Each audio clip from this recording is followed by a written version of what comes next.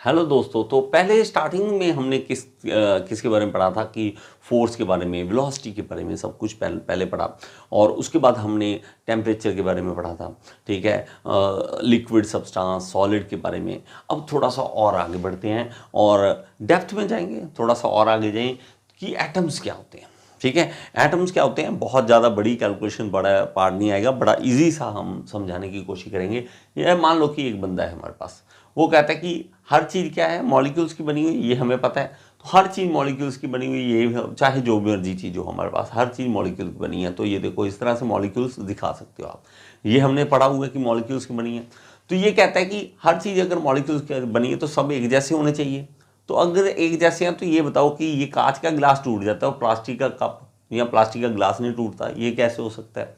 ठीक है, तो अगर ऐसा है तो ये, अगर ये हमारे पास कोई वुड है, ये काटना है आपने, और आपको दे दिए एक कुल्हाड़ी दे दी, लेकिन उस पर रबड़ लगा हुआ है, हैंडल जो है रबड़ का है, ठीक है, वो वुड का नहीं है, वो आपके पास रबड़ का है, और आप मार के दिखा दो उसको, ठीक है, तोड़ के दिखा दो, तो आपके कुल्हाड़ी काम ही नहीं करेगी वो वाली, ठीक है, अगर रबड़ की बनी हुई है।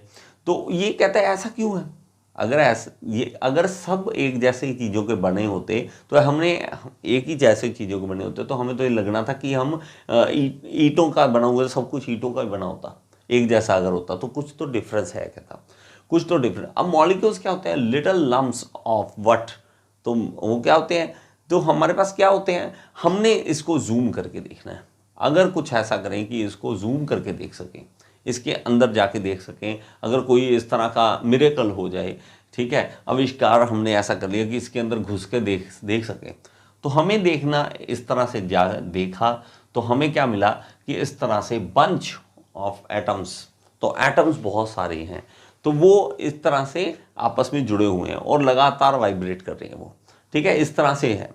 तो ये एटम्स हैं जो इस तरह से वाइब्रेट कर रहे हैं। इसके अंदर बहुत छोटी आइटम जो होती है, जो सबसे छोटा चीज़ होती है, जिसको आप डिवाइड नहीं कर सकते आगे के दो हिस्सों में, तो उसको हम क्या कहते हैं? एटम्स कहते हैं, सबसे छोटी चीज़। अब किसी और चीज़ में जूम करूँ, ठीक है, तो जूम करते तो वहाँ पे हमें एक एटम दिखता है, तो उसके इलेक्ट्रॉन्स भी दिखते हैं, तो उसकी एक अलग सी शेप दिखती है। तो हर जगह पे, हर मेरे पास जो मटेरियल है उसका हमारे पास क्या होता है?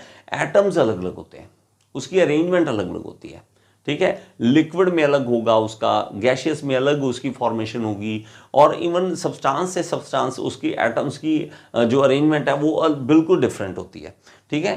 तो इसीलिए कहता है कि हमारे पास इन दोनों में डिफरेंस है, एक टूटेगा एक नहीं टूटेगा। तो एक मेटल है, एक नॉन मेटल। अगर मेटल को देखा जाए, तो मेटल को अगर जूम करके देखते हैं तो हमें पता लगता है कि एटम्स हैं और प्रॉपरली अरेंज है, एटम्स हैं और प्रॉपरली अरेंजमेंट में इस तरह से वाइब्रेट कर रहे हैं। और एक लैटिस वर्क है, इसको हम क्या कहते हैं? Lattice work. एक लैटिस वर्क है, उसके अंदर ही रहते हैं, उससे बाहर नहीं जा रहे, ठीक है। तो हमारे पास इस तरह से वाइब्रेशन होती रहती है उनकी। तो एटम्स होंगे इसमें, इस केस में, मेटल्स के केस में क्या होगा?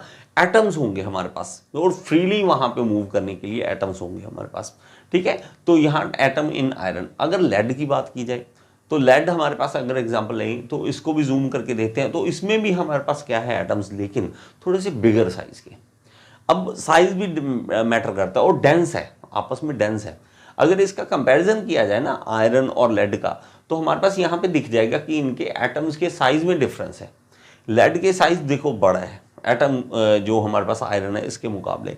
तो हर चीज़ अलग अलग, जो हमारे पास मेरे पास मेटल है, तो मेटल के केस में हमारे पास जो एटम्स हैं वो आपको दिखेंगे, वो एटम्स दिखेंगे। और नॉन मेटल जो होते हैं उस केस में हमारे पास मॉलिक्यूल्स दिखेंगे हमें। तो उस केस में, नॉन मेटल के केस में हमारे पास क्या आएंगे?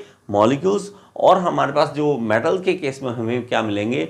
वो हम देखें, एटम इन प्योर, ठीक है, प्योर मेटल में क्या होगा? तो हमारे पास इलेक्ट्रॉन्स होंगे।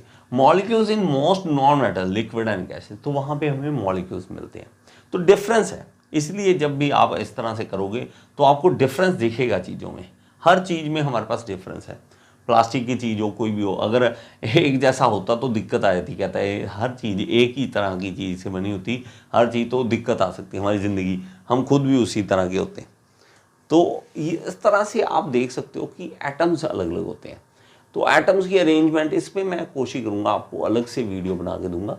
अभी इस सीरीज़ में बहुत ज़्यादा डेप्थ में नहीं जाएंगे, ठीक है, बहुत ज़्यादा डेप्थ में नहीं जाएंगे, और ये बेसिक लेवल है और इवन 9th क्लास के स्टूडेंट्स इसको समझने ईजी लगेगा उनको।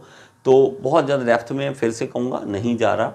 अगर मैं करवाऊँगा तो केमिस्ट्री की क्लास में अलग से इसके वीडियोस बनाऊँगा। अभी फ़िलहाल सिर्फ इतना ही आप समझें, ठीक है। अलग आपको समझाने की मैं प्रॉमिस करता हूँ, इसके टेंशन मत लेना। इस सीरीज़ में इसी तरह से हम चलेंगे, 9 और वीडियोस रहती हैं, उसके बाद हमारी ये सीरीज़ खत्म होगी। नेक्स्ट वीडियो में फिर से मिलेंगे। Thank you so much.